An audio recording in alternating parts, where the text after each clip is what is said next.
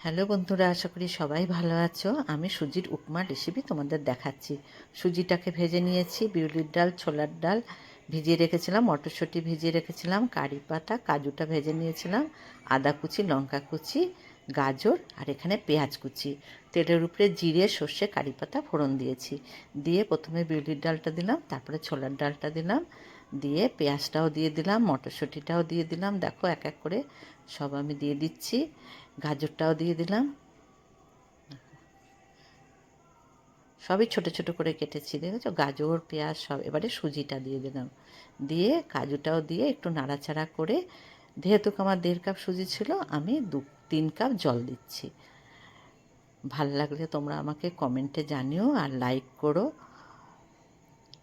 Bell আইকনটা press করলে আমার সব ভিডিওই তোমরা দেখতে পাবে। এরমভাবে তোমরা বানিয়ে খেও, তোমাদেরও খুব ভাল লাগবে। জলখাবারে তো খুবই সুন্দর।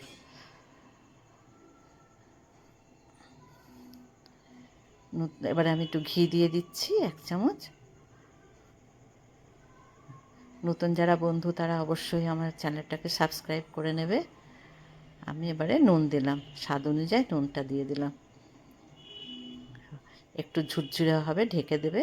বন্ধ করে কিছুক্ষণ ঢেকে রাখার পরে যখন শুকিয়ে যাবে একটু বন্ধ করে ঢেকে রাখবে গ্যাসটা।